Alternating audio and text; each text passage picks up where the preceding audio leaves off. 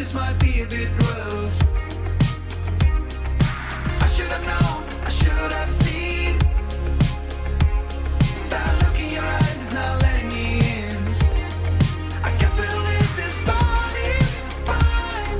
I'm outside. It doesn't make any sense. This was not how I saw the end. But I keep on breathing.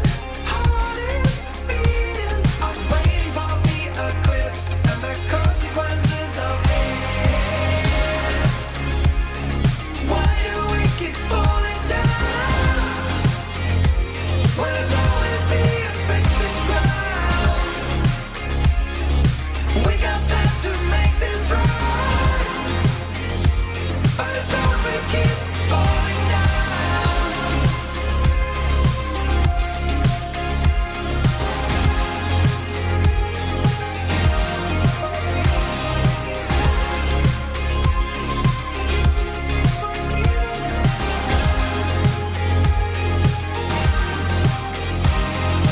Do you remember our first touch? When I look at you now, an adrenaline rush.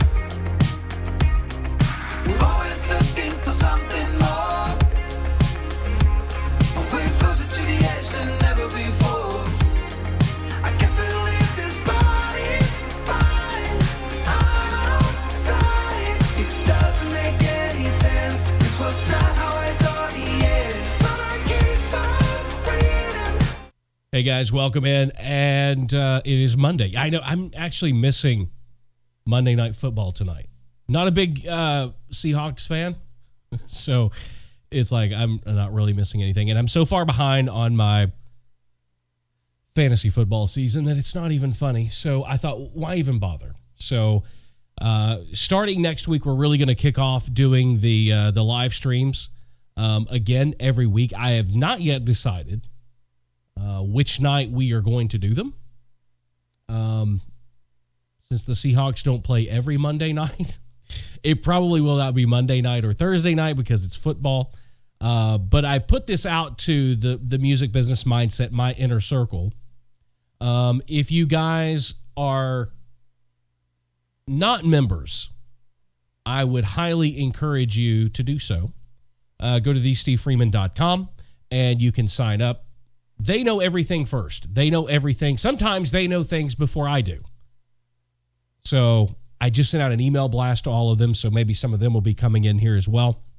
But I don't know if you're like me. It's like if I don't start getting in the process of something and doing something, then I won't do it. So I don't know how seriously and how deep we'll dive into subjects tonight. It may just be a good excuse for me to get back in the habit, back in the swing of things, and get on here and do some live streaming.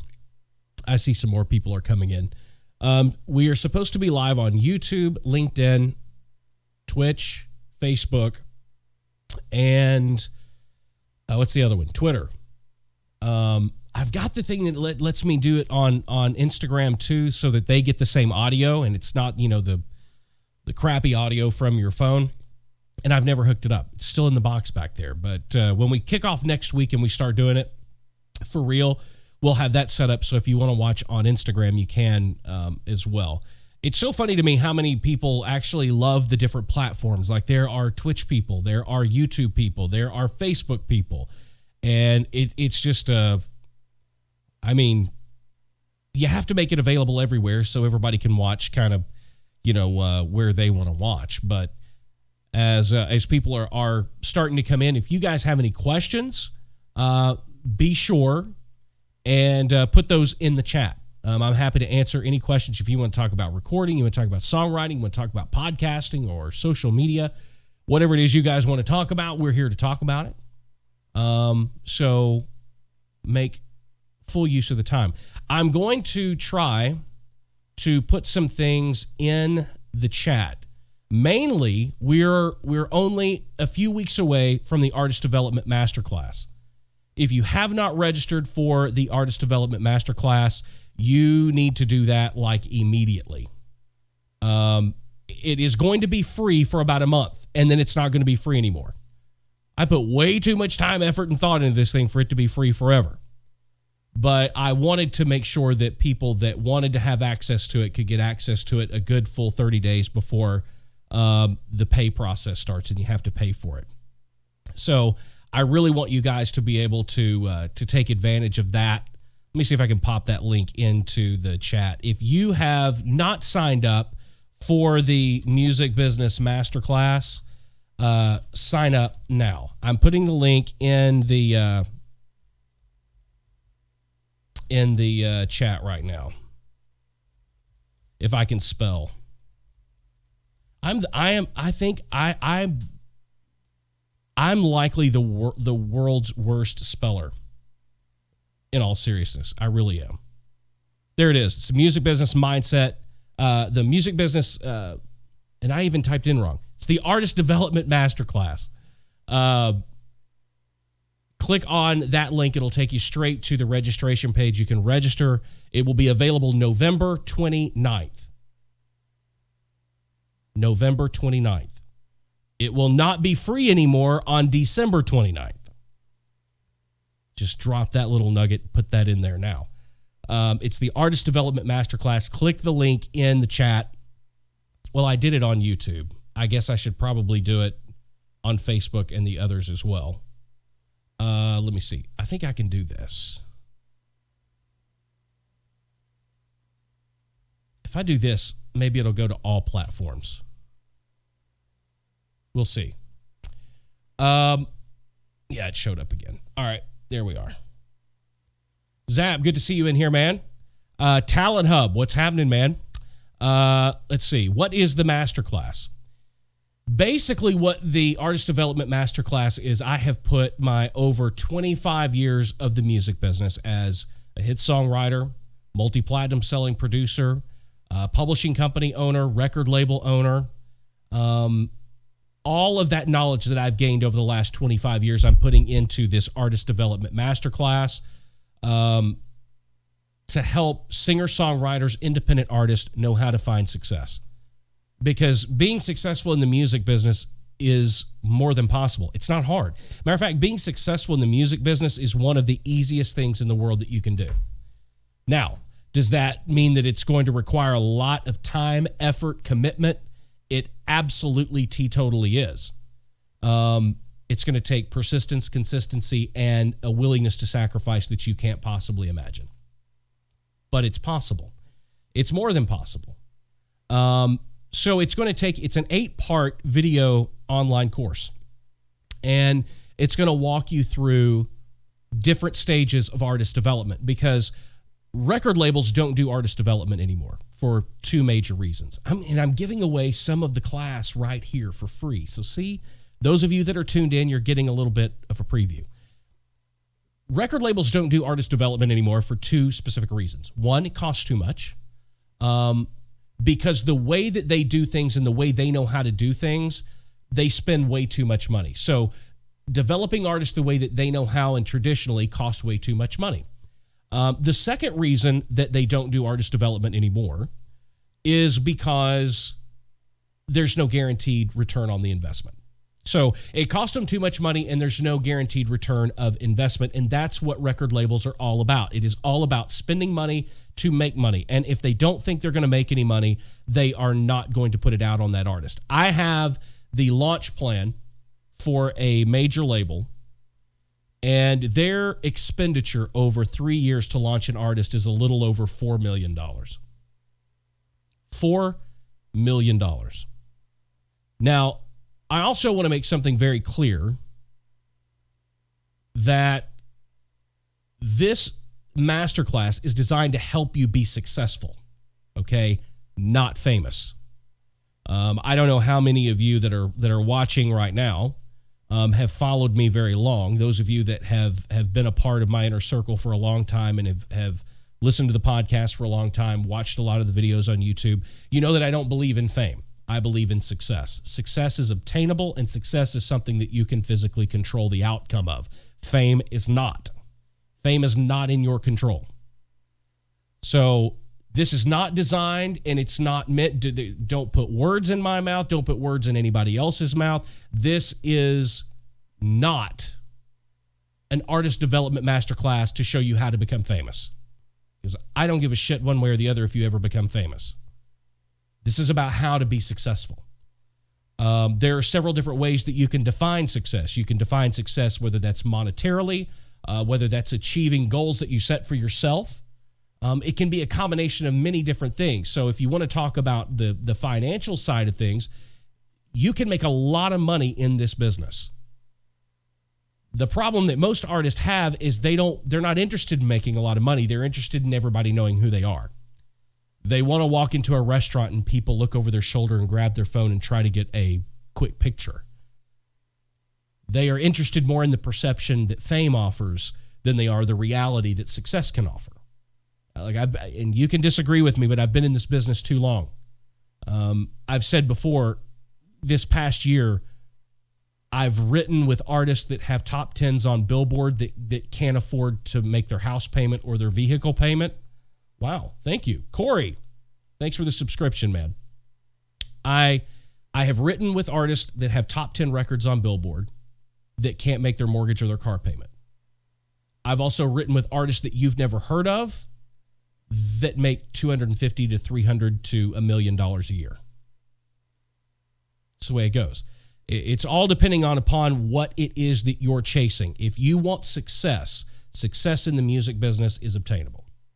If you want fame, you are barking up the wrong tree. If you're chasing fame, thinking that if I get famous, the success will come, you're also thinking wrong. Because people control fame, and you don't control people. That's why there's a video on the YouTube channel that some of you might find interesting. It's called The Perception Deception. And I highly suggest that you go watch that video because that's what it's all about. We get sucked into this social media infrastructure and we get sucked into the perception of thinking. But the worst part about it is that we buy into it, right? We think that the number of followers we have matters, right? I think I said on a podcast recently, using this as an example, but to me, it's interesting. You know, take Carrie Underwood, for example. You know, I think pretty much everybody would agree with the statement that Carrie Underwood is famous and successful. Hands down. Her social media numbers are through the roof. Millions and millions and millions of people identify themselves as a fan of Carrie Underwood. But she struggles to sell 1 million copies when she puts a record out. I mean, she'll eventually get there. She'll eventually sell 1 million. But when you've got 100 million people that identify themselves as your fan on social media and you sell to 1/10 of those people, that's what I'm talking about. There's a difference in fame and success. If the game worked like a lot of people thought that they did, you would sell a record to every single person that followed you on Instagram. But you don't. You sell to a very, very, very small percentage of those people. So that's what the masterclass is going to be all about. We're going to walk through songwriting, co-writing. We're going to walk through and go through setting up with a PRO. I am blown away at the number of artists that when I start working with them, they don't know what a performing rights organization is, and worse than that, they haven't joined one and aren't affiliated with one. So literally, we are going to start at the ground as if you don't know anything, and we're going to go all the way through releasing a single or an EP or an album and how to market it, and how to build on some success blocks that help you find success as an independent artist, as a songwriter, as a producer, as an engineer. And quite honestly,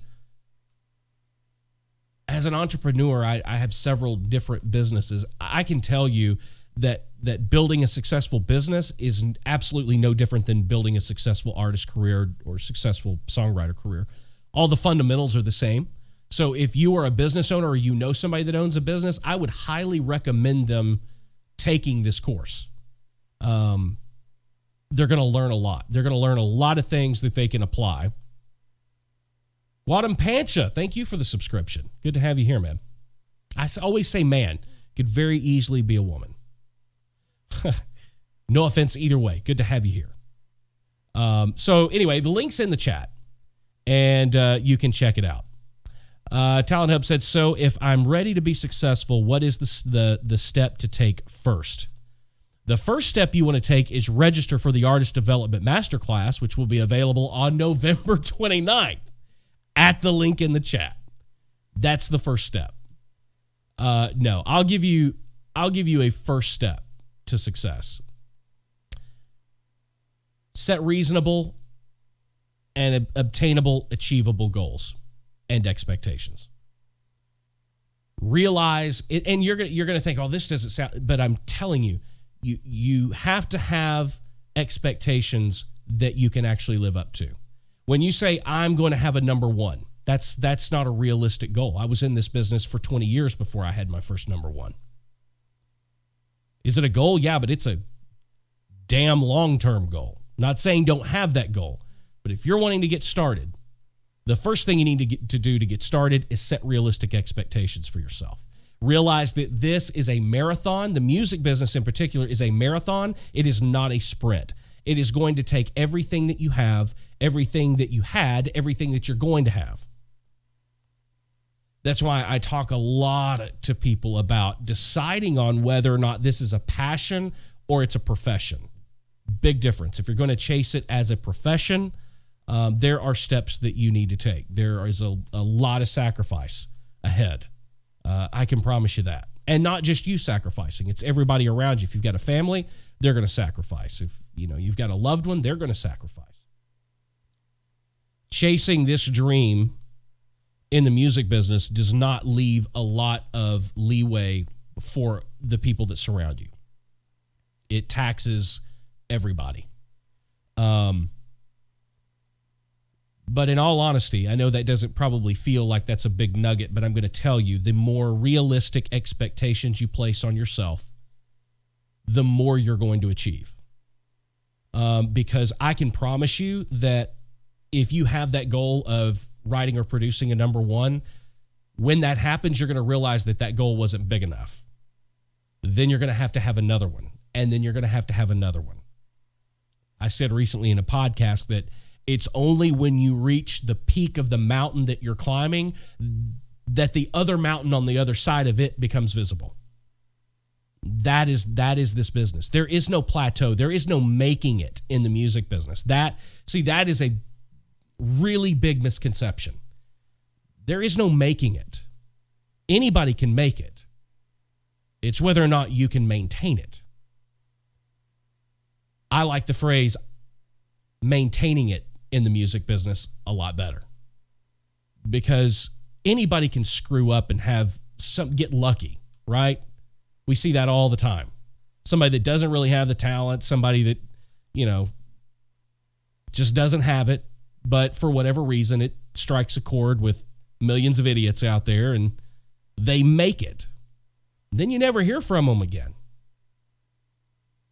Maintaining what it is that you're building is more important. One of the ways that I develop artists that I'm putting into this masterclass is I believe in building firm building blocks. Every step that you make is solid, right? So that if you go to make the next step and maybe it doesn't happen, or it doesn't happen as fast as you want it to happen, when you start to fall down, you only go down one step.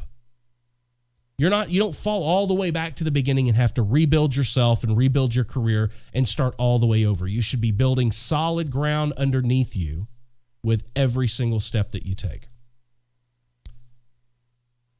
As far as a physical first step to take towards success in the music business, if you are not affiliated, God damn, I have to say this so often, but people don't listen. If you are not affiliated currently with a performing rights organization in the United States, that is BMI and ASCAP. There's also CSAC, but CSAC is private and you have to receive an invitation to join CSAC. I'm a CSAC member, but you can join BMI, you can join ASCAP.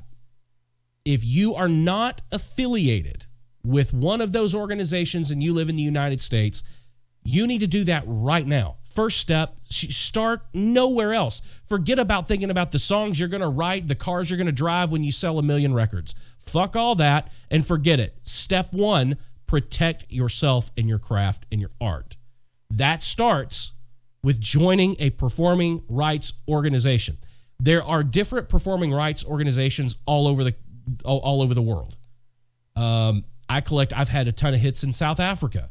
There's a performing rights organization in South Africa that collects those royalties and then pays CSAC, and then CSAC pays me. In Canada, what is it? Is it SOCAN in Canada? I ought to know that. But there, no matter what country you're in, go to Google or whatever search engine that you use and type in performing rights organizations in my country. Join one of them right now. I mean, not now. Don't click off of the live stream. But when we get done, go join a performing rights organization. I cannot tell you the number of times I have been in the studio producing a record for an artist. And we've got half of the tracks done for the record. We've paid the musicians. The thing's coming together. It's going to mix and master. And when it starts to go to master, I start thinking about ISRC numbers. I start thinking about publishers and songwriters that they've co-written all these songs with. And I'm like, hey, are you ASCAP or BMI? And they look at me like a deer in the headlights and go, what is that? And it blows me away. It blows me away. Here's the other thing I hear sometimes. I'm not a songwriter. I don't need to join ASCAP or BMI. That is a thought process that tells me you will fail at anything and everything you do in the rest of your life. You are a songwriter whether you think you're a songwriter or not. You are going to be put in situations where you're going to be with groups of people and somebody's going to drag out an instrument, and the next thing you know, everybody's coming up with lines to a song. That makes you a songwriter. You're going to be in the studio creating beats or which is not my thing. I don't make beats. I have people DM me all the time on Instagram about, hey, would love to check out your beats. I don't do beats. I'm a real fucking producer. But those of you that do that, you are a songwriter. See, things are different in Nashville than they are in Los Angeles. Producers in Los Angeles are considered songwriters. So when they get in the room with the artist and they're making the beat or programming the beat or downloading it from Splice, they consider themselves in Los Angeles a songwriter on that song. Not so much here in Nashville. That's not really done that way here. The producers get points on the record. They do not and are not considered songwriters on the songs. So things are done differently. So whether you consider yourself a songwriter or not, go join ASCAP or BMI tonight, for Christ's sake. Get it done. If you join as a composer, I'm almost positive that it's free with ASCAP and BMI. Now, if you want to start a publishing company with either one of them, they charge you for that. But if you're just joining as a composer, and on that, none of you need to sign up and join as a publisher. None of you need to form a publishing company. Let me make this really clear too. When you join as a composer with ASCAP or BMI, if you do not have a quote-unquote publishing company, they assign your publishing side rights to your writer side. So you're still going to get your publishing royalties. It's just going to come as a part of your writer's side checks. So you don't have to establish a publishing company.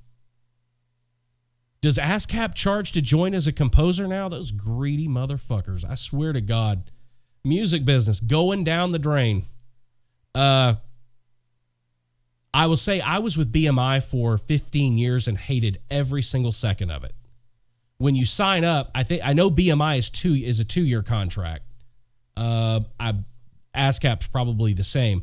Every time I tried to leave BMI, because I got the invitation from CSAC a long time ago, every time I went to go move and switch, I was in my off-contract year, so I couldn't move.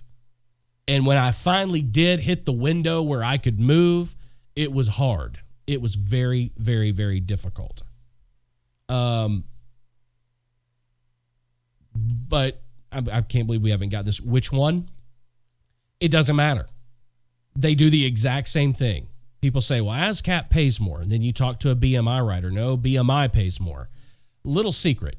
Should you ever have a hit, and let's say you wrote it with another person, another co-writer. One of you is a BMI writer. One of you is an ASCAP writer. When the money starts coming in for that cut, if the ASCAP writer makes more money than the BMI writer, you can take the ASCAP writer's statement to BMI, and they will write you a check for the difference. I've seen it happen many times. Vice versa works too. If the BMI writer makes more money, then ASCAP most of the time will make up the money and pay the writer. Because if it's 50-50, then it is 50-50, and the ASCAP writer should not be making more money than the BMI writer. But you can't make any money if you don't join one of them. I see that all the time. People are like, oh, I've got a song out on Spotify. It's got 3 million streams. I hadn't made any money. Really? Have you talked to your rep at your PRO? What's a PRO? Your performing rights organization, ASCAP, BMI, CSAC. Well, what are those? I thought when I put something up on Spotify, Spotify paid me, or DistroKid paid me, or iTunes paid me, or Apple Music paid me. No. Now, some of these distributors offer publishing administration services, and they aren't worth a shit. I am a huge proponent of never putting a middleman between you and your money, and by doing that, that's all you're doing. Because all they're doing in turn is Spotify or DistroKid or CD Baby or any of those that offer publishing administration services, they're just turning around and collecting that money from ASCAP, CSAC, and BMI and then turning around and paying you. There's a middleman. You don't need a middleman. You can go straight to the performing rights organization, affiliate yourself, and then those checks come to you. God, that was a little bit of a tangent there, wasn't it? And all the guy asked was what was the first step he needed to take to be successful. Sorry about that long answer there. Chuck Purcell, good to see you here, man. How are you? I'm going to have Chuck on the podcast very, very soon. Chuck, we got the studio done. So I'm definitely going to have you over. I'm going to have Justin over as well. I would love to have the entire band. Is that a possibility at some point to get all the guys in the room at the same time? That would be awesome to have. If Chuck's still in here, he could give us the answer to that because he's the one that would make it happen. Yeah, so that's the answer to that question. But you're going to learn all of this in the masterclass. I've tried really hard to see. This is the way that I teach best, right? I watched a lot of people do online courses. I love masterclass. I love it. And honestly, that's why I've started the Artist Development Academy, which will launch December 29th. And every month we will add a new online course related to the music business through the Artist Development Academy. And there'll be courses taught by me. There'll be courses taught by other hit songwriters, other multi-platinum selling producers, people from all walks of life of the music business, management, booking, to really help you in the music business. That's the Artist Development Academy, and it will launch December 29th. If you want more information on that, go to artistdevelopmentacademy.com and enter your email address, and we'll send you some information. But that launches December 29th. But my style of education is more like this, and I watched a ton of other online courses to see how they do it. And mine's going to be a little different. Mine's going to be real. And I'm really looking forward to it. And I think you guys are going to learn something from it. I think you're going to learn a lot from it, actually. I tell you what it is going to require you to do, though. It is going to require you to strip everything that you think you know away. And because I think that's a big problem. There are two problems that I see that most artists have in this business. One, they think they know everything. You've been around for a little bit, so you think you know how things work. You don't. Otherwise, things would be working for you. Number two, you surround yourself with people who told you they know what they're doing. And yet, month after month, year after year, you're still in the same situation that you were this time last year. There's also a third kind of individual who thinks that every single person they run into is right. Whoever's in front of them at the moment telling them this is what they're supposed to do, they must know what they're talking about, so that's the way I'm going to go. If you're going to take this class and this course, you really have to strip all of that away and come into it with an open mind. Because what I'm going to tell you is what works. Again, I want to make it very clear. This is not about how to get famous. This is how to find success. Big difference between the two. And that's what I want to do with this class. Now, I will also tell you, if you don't implement every single piece of what I'm going to teach you in this masterclass, it will not work. It's almost like, have you seen, there are really fine watchmakers. And you can see like the open face. Of course, we're an Apple Watch. But you can see through the faces. You can see all of the gears turning, right? Think of this masterclass and think of your career in the music business just like this. Just like one of those fine mechanical watches, expensive mechanical watches. If one of those gears stops turning, the watch doesn't work. There may be 50 gears in that watch, but if one of them stops turning, they all stop turning and the watch won't work. I see so many artists, when I say you need to do this, this, this, and this, they go, okay, I'll do this and this and this, but I can't do that over there. It ain't gonna work. You can remove any one of the gears of what I'm going to tell you and walk you through in this class, and it's not going to work. Talent has never made up for the lack of anything.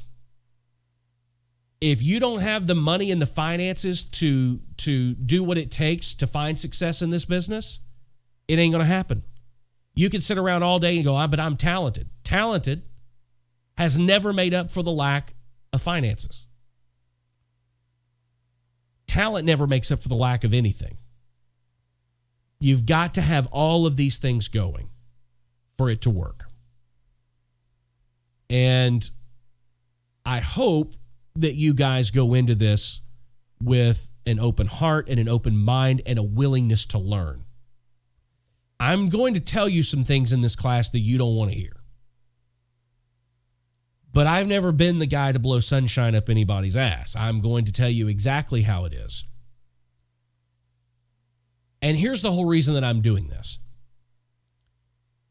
If you want to be successful as a musician, songwriter, producer in the music business, you have a better shot of getting struck by lightning. You have a better shot of winning the lottery. Now, here's how I want to dissect that. You have a better shot of those things happening to you than being successful in this business, how you presently and currently define success in your mind.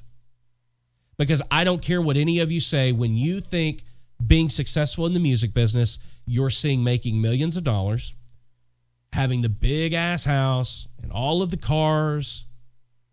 That's what you see, because that's what the mainstream media puts out there. That's what we see. That's the picture of definition that we're told that success in the music business looks like.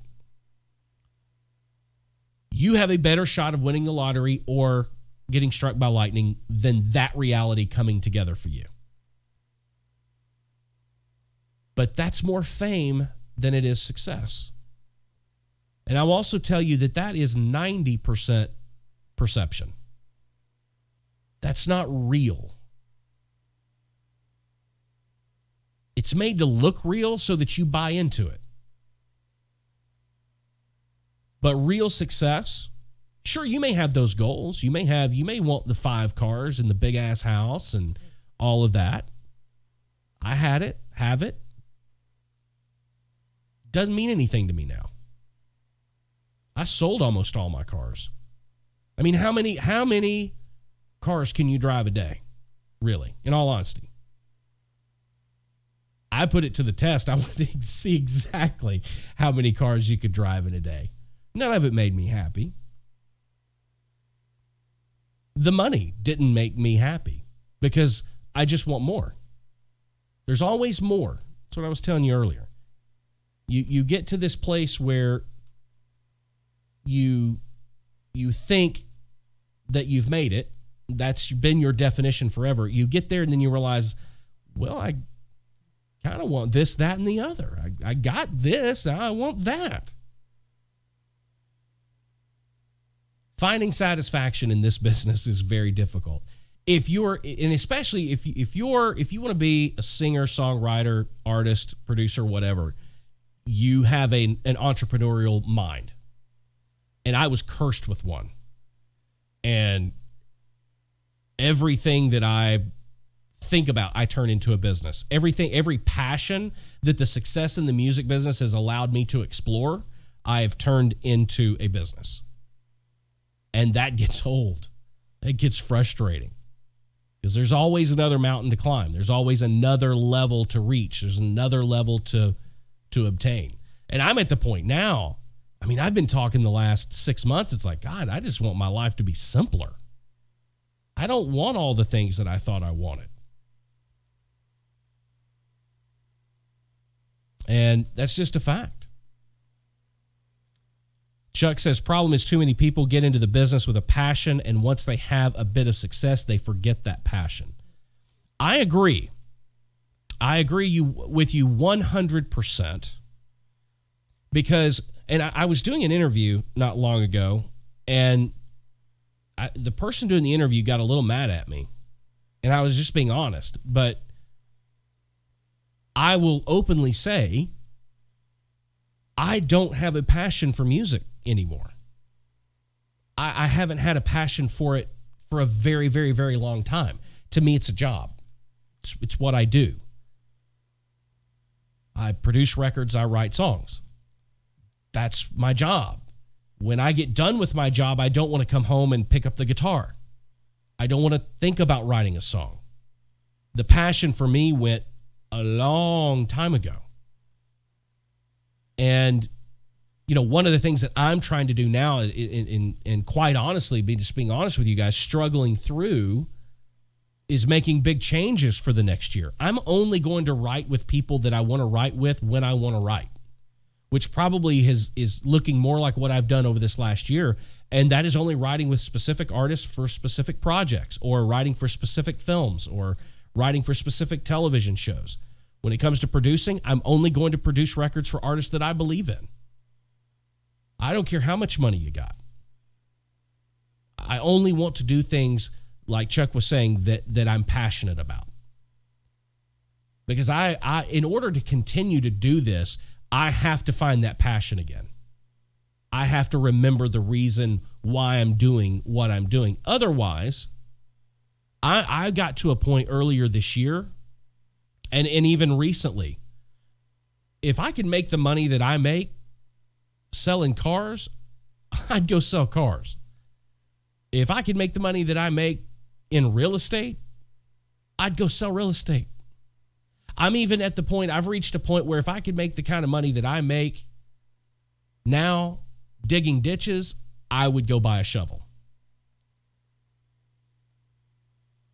But this is what I've chosen to do with my life. This is the talent that God gave me. Okay? Sometimes it feels like it's a curse, but you know, I've talked about this in the past. Writing great songs, I believe, is a talent. It can't be taught. It can't be learned. You either have the ability, you have the talent, or you don't. There are a lot of you out there that are writing songs that shouldn't be writing songs.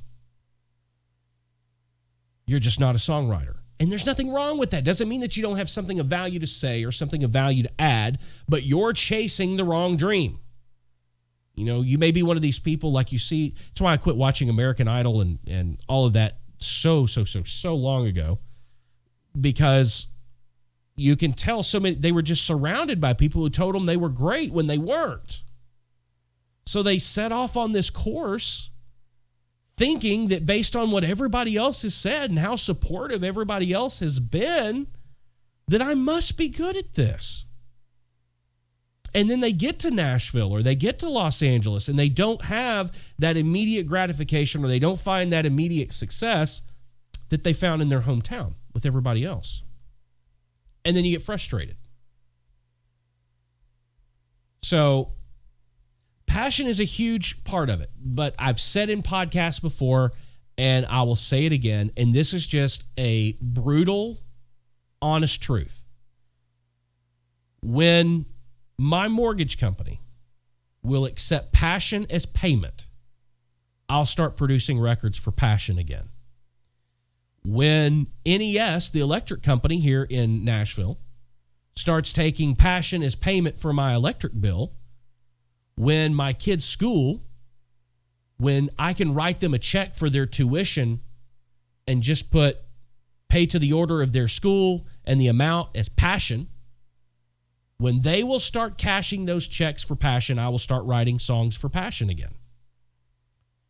But you reach a point, and it's an ever rising, changing thing, because as you further your career and as you try to achieve more goals, you get older and life changes, right? I mean, the goals that I had when I was 13 years old, when I started in this business, yes, I started in this business professionally when I was 13 years old.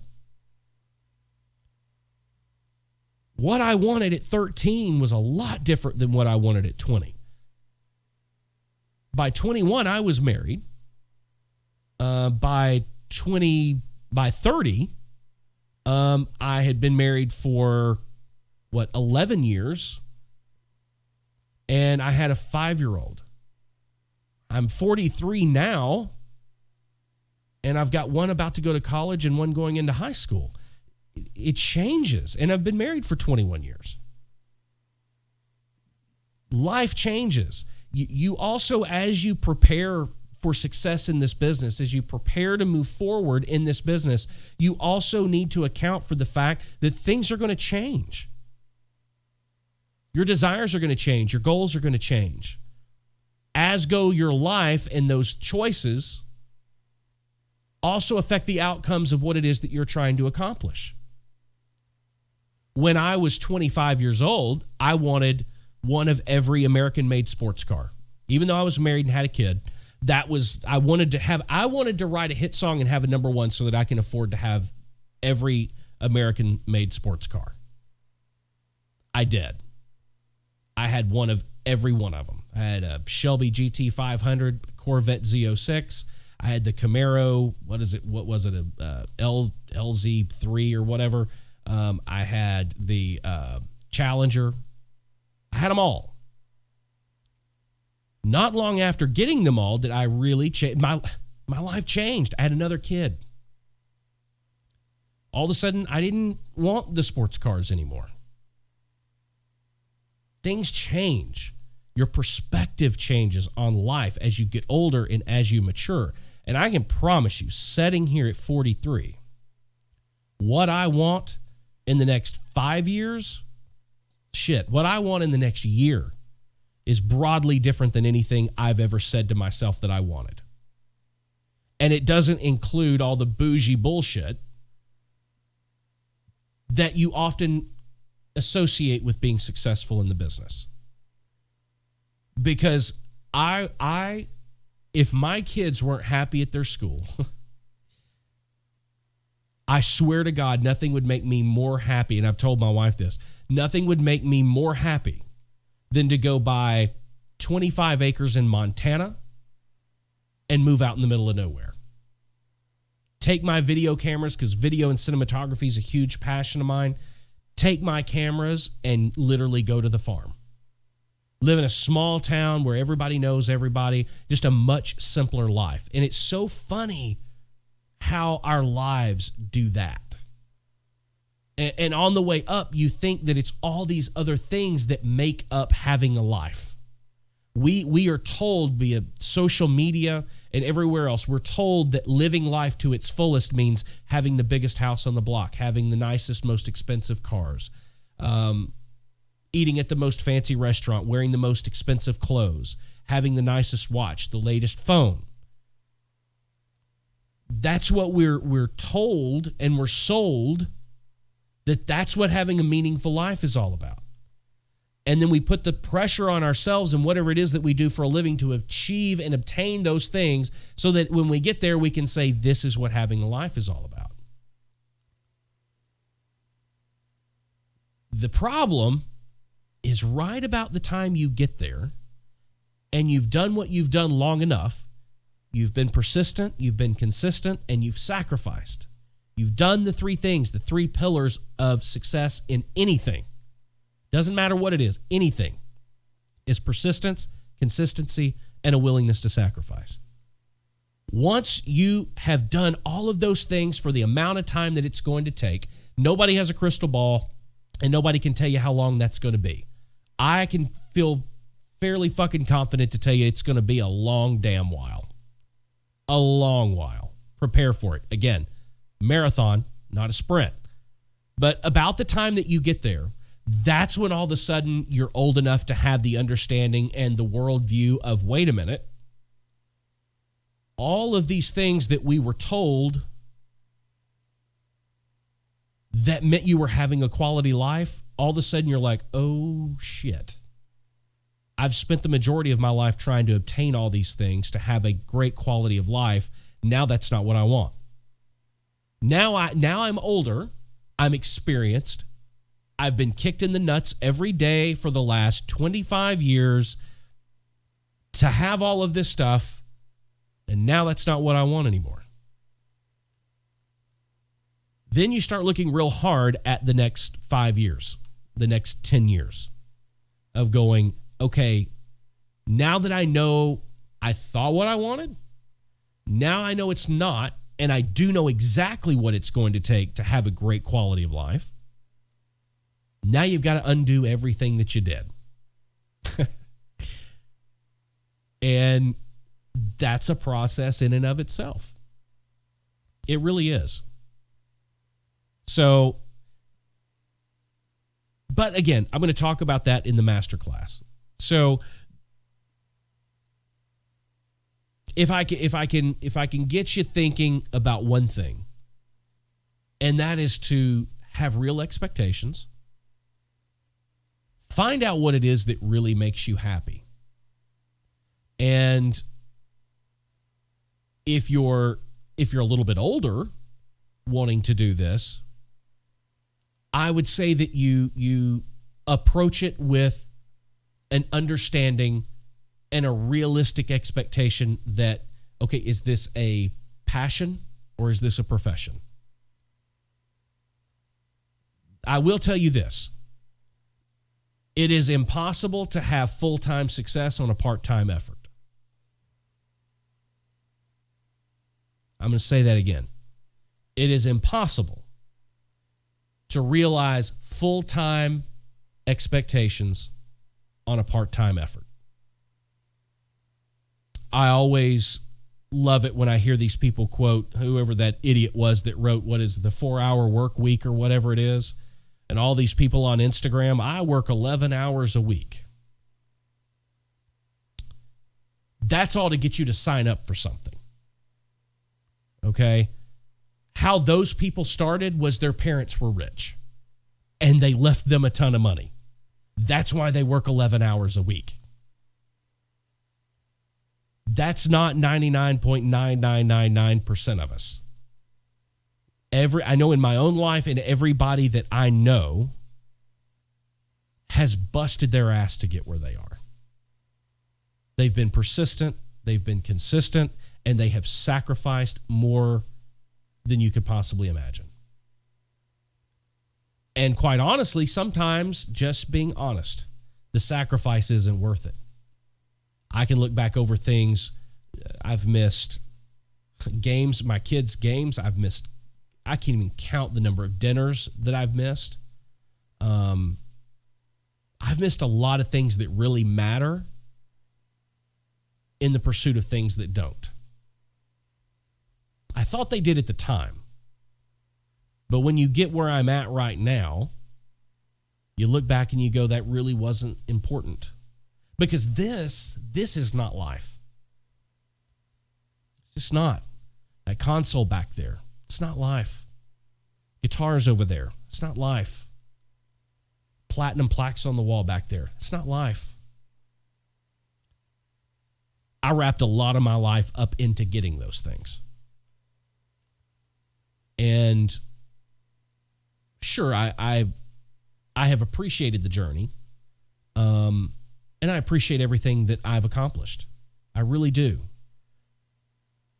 But I guess I would encourage all of you, no matter what you and how you define success, don't forget to leave real life out of that equation. It can't always be all about what we're shown on social media as what success really means. Because I can promise you it doesn't. It doesn't. Sure, it may make you look cool on social media. But I will tell you, and I know this for a fact, between all of the people that I know in the television and film world, actors and actresses, all of the artists that I know, they are not a quarter as happy as they look on TV. They're not a quarter as happy in real life as they look on social media. So when they put something out and that's what you kind of put out there as your standard of making it or being successful, realize that it's perception. If you can learn to tell the difference between perception and reality, you're going to do really well. Learn what matters to you. Set goals based on you, not on competing with somebody else or achieving the success level of somebody else. When you define for yourself what success means to you and what it is to you, then it doesn't matter what somebody else says you have to achieve to be successful. Their definition is their definition. Your definition is your definition. And if anybody tells you that your definition is wrong, tell them to get the hell off your road and stay on their own. There's a double yellow line, and you don't cross it. And surround yourself with people that support you. Even though it's like I said, I honestly believe God gave me the talent to do what I do. God gave you the talent to do what you do. I couldn't have done it without the support of everybody around me. Wife, kids, parents, family. It takes a village. So you got to make sure you've got people around you that know how to support you. And I don't mean, when I say support, sharing your shit on social media. I'm talking about being there when you can show, and having that person in your life that you can show the real you to, that you can't afford to show publicly. Having that person in your life is crucial. Talent Hub says, damn, sounds like relearning how to live.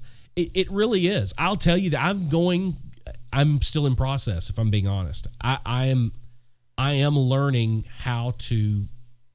trying to learn how to relive my life. And sometimes I do really good at it. Sometimes I don't do very good at all. That's just the truth. Because it's new territory. I've never been here before. I've never been 43. I've never known what this version of myself wants for themselves. I just know that I'm tired of trying to live up to expectations and things that I had put out there for myself that were based on what other people considered success. I've achieved those things, and they didn't mean what I thought they were going to mean to me. And maybe you're different. I'm not saying don't want a nice house or a nice car or a nice watch or a nice latest phone. But a lot of those things, I will tell you from experience, are temporary. It's a temporary high. You come down off that high and then you go, damn, why did I buy that car? You know, I've done it time after time after time. I think we do it for the most part because while we're in that middle of that high, it feels really, really good. The downside of that is the low is just as low as the high was. So, yeah, we did get deep tonight, didn't we? I had no intention of getting this deep. But that's all of that saying. That's why I'm doing the Artist Development Masterclass, November 29th. Make sure you register for it now because it will be free for a month.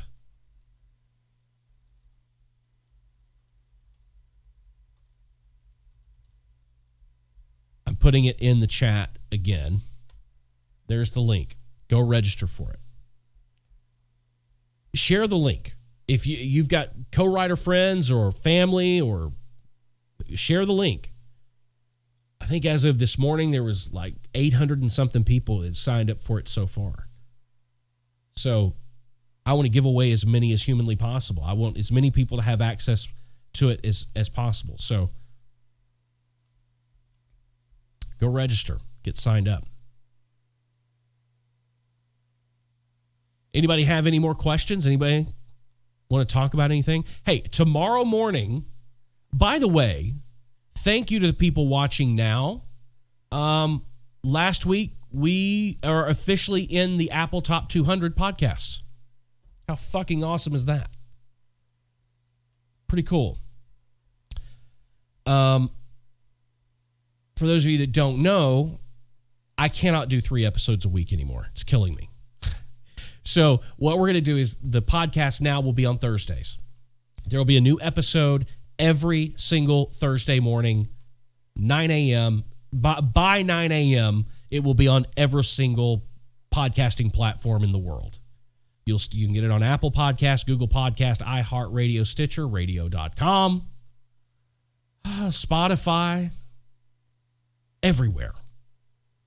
This Thursday's topic is, we didn't really touch on it tonight, but this week's topic is whether or not songwriting is actually a viable profession anymore. It's going to be a good episode. Tomorrow morning at 8 a.m., I know I haven't done it in a long time. That's changing. Starting this week, there will be a new video on the YouTube channel every Tuesday morning. So if you're not subscribed to the YouTube channel, make sure that you subscribe to the YouTube channel so that you get notified every time I upload a new video, which will be tomorrow morning at 8 a.m. So many of you have sent me emails. You have DM'd me on social media wanting to know about how to successfully start a podcast.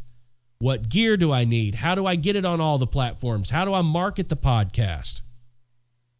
Well, I finally did it. There is a 38-minute video uploading to the YouTube channel tomorrow morning at 8 a.m. And it is promptly and properly titled, How to Start a Podcast in 2020. I sat around for a long time trying to think of the title on that one because I wanted to make sure that when you saw the thumbnail that it was easy to see. And you got it right away. And that's what I did. Thought long and hard on that. How to start a podcast in 2020. We talk about gear. We talk about the different distribution platforms that you use to get your podcast everywhere. We talk about marketing your podcast. It's all in there. Now, I am going to say, I talk about the things that I use, the gear that I use and that I own.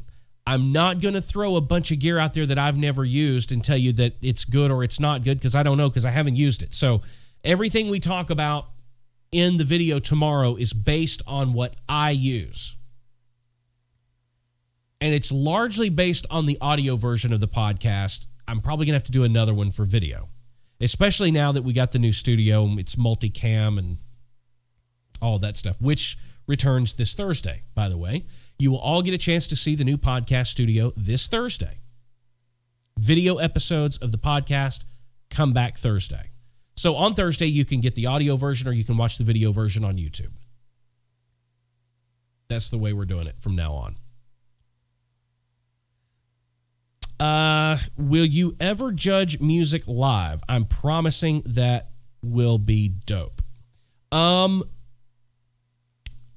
There's two things about that. One,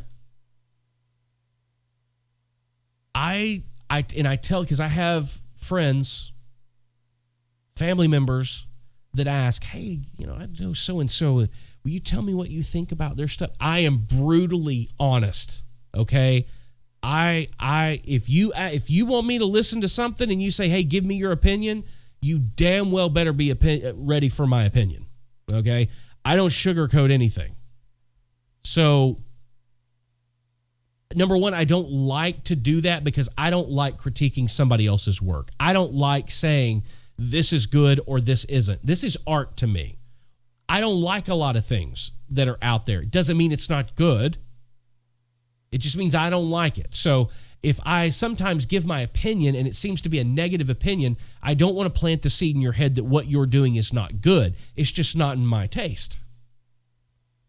I've been asked to do that a million times, especially here on YouTube, where people could send in links on a live show just like this, and I watch things and critique things.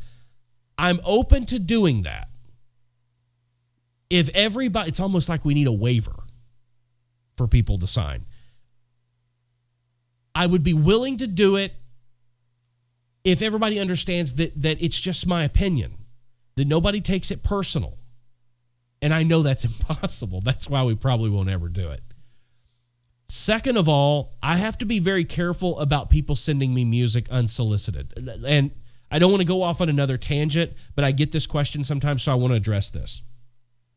Many of you go and you look at record labels and publishing companies' websites, and they say, we do not select, we don't accept unsolicited material. Let me tell you what that means. It doesn't mean that they don't want to hear your stuff. It means that they don't want you to send it to them if they haven't asked you for it, because you get into lots of legal issues.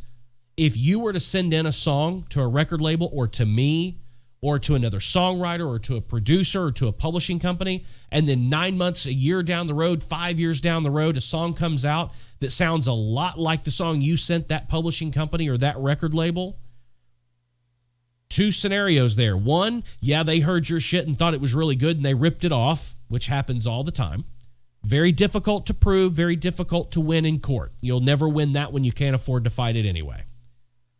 Or it's just a complete coincidence because, hey, none of us are out here reinventing the wheel. There's only so many words in the language. There's only so many chords and melodic chord structures. Only so many of it goes together. Nobody's reinventing the wheel out here. So it could be a complete coincidence, which also there again ends up in a legal battle that nobody wants to be involved with. That's the main reason that I don't like people sending me music.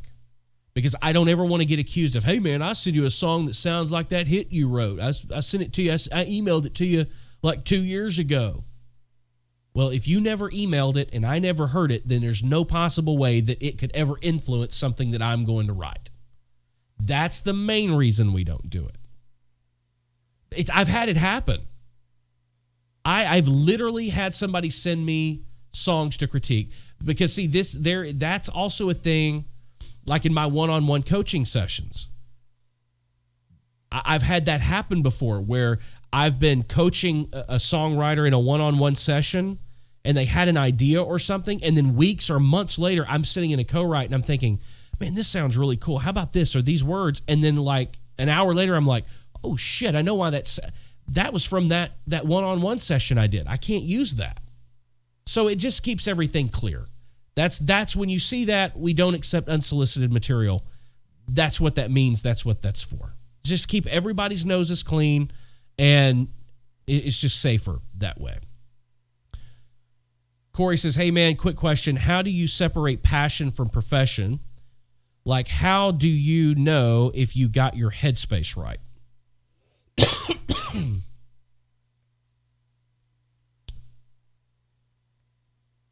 I think the answer to that question is going back to expectations. You have to prepare for the best and expect the worst. If you have to be willing to put it all on the line and gain nothing. If you are sitting there and going, is this my passion or is this my profession? Well, Corey, let me address you individually. Not everybody fits in this situation. I know you. I've heard you have the talent for this to be a profession. There's no doubt about that in my mind. You have the talent that it takes to do this as a profession. The difference is going to come in whether you're successful or not. Goes back to what I was saying earlier, and that is, are you willing and do you have the ability to make sure all of those wheels are turning at the same time? All of those gears are turning at the same time. Do you have the right product, single, EP, album? Does it fit the right artist? Do you have the financing that it takes to promote a record, to promote yourself as an artist? I'm sorry, guys. A lot of people out here on YouTube telling you can do it for nothing. It doesn't take any money. That's bullshit. It just is. You have to invest in yourself and you have to invest in your career. I once said this, and I'll put it to you this way. If you are happy sitting in your living room or your bedroom, writing songs, playing songs, just enjoying the moment and enjoying what you're doing, that's passion. That is making a choice to get off of work or doing whatever it is that you do for a living or doing anything else other that you could be doing. If you make the decision to not do that and go sit down and play guitar, go sit down and play piano, go sit down and write a song, and it bringing you enjoyment and bringing you fulfillment, if that is all you expect out of it, then it's a passion. I think you know where I'm going with this. The very second, and that's music in its purest form. That is music, passion-based music. The very instant that it crosses your mind or you think, I'm going to post this on Instagram. I want to see what other people think about it. It's not a passion anymore. Now it's a profession. The minute that you expect a result from somebody other than yourself, it's not a passion anymore. When you expect somebody to give you something they value in exchange for what it is, you have created a transaction. Now, that transaction can be likes, comments, shares. Those are commodities in the day and time that we live in. At that moment, it's a business. If you expect anybody else to care about it, if you want anybody else to want it, if you want anybody else to have access to it, if you want anybody else's feedback on what they think, if you're trying to please anyone other than yourself,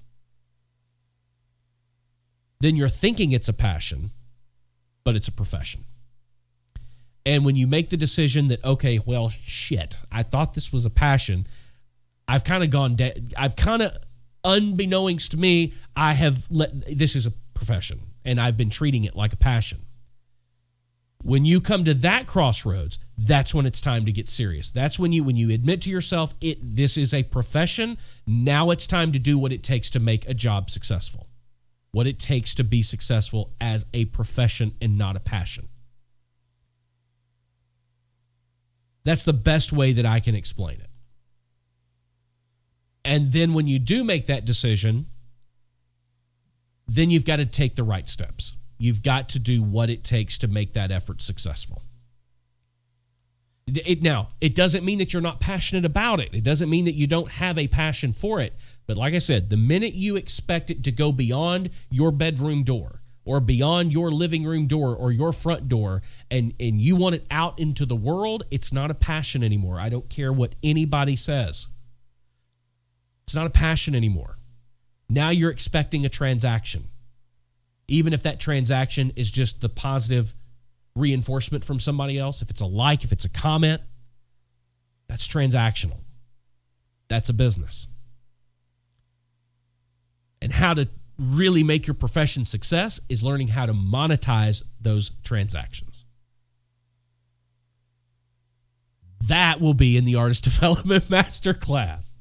It's all coming back to the masterclass, man. Good question. Really good question. Anybody else got anything else? If not, it has officially, I think it has been over an hour since I've had nicotine. And that's pushing the limits for me. So, I'll answer any last minute questions if anybody has any questions. If you got, type them in the chat, and I will get to you, I think. I don't see anybody typing anything. I want to thank everybody for stopping in tonight. This was totally unplanned. I was literally sitting here just messing around with some stuff, and I was like, I need to go live tonight. Just need to do it. Get back on the saddle, back on the horse again, you know? So thank everybody for stopping in. I really appreciate it. We will start I don't know yet what night of the week we're going to do this regularly. It won't be Monday or Thursday because those are church for me. That's football. But we will do it one night every week. And I'll have a lot more stuff to share, as we get closer to the launch of the Artist Development Academy as well. Don't forget, tomorrow morning, 8 a.m., new video on the YouTube channel, How to Start a Podcast in 2020, and a brand new episode with video coming back Thursday, the Steve Freeman Podcast. It'll be available everywhere podcasts are available and here on YouTube by 9 a.m. on Thursday morning. If you have not subscribed to the podcast, go to wherever the hell it is that you get your podcast and subscribe. Leave a review, okay? Especially if you're on Apple Podcast, leave 5 stars and leave a written review of what you think of the podcast. Very, very, very important. And we're going to start featuring your reviews that you leave. We're going to start featuring those on podcasts. So if you leave a review, we're going to start reading those reviews. But we can't do that unless you leave one. So you got to leave one. Guys, thank you so much for being here with us tonight. It was great seeing all of you, answering your questions. We went a hell of a lot deeper than I thought we were going to go, but I'm always willing to go there with you guys. Until next time, keep being creative. Keep pressing the boundaries. And there's nothing wrong with being independent. See you guys tomorrow morning, 8 a.m.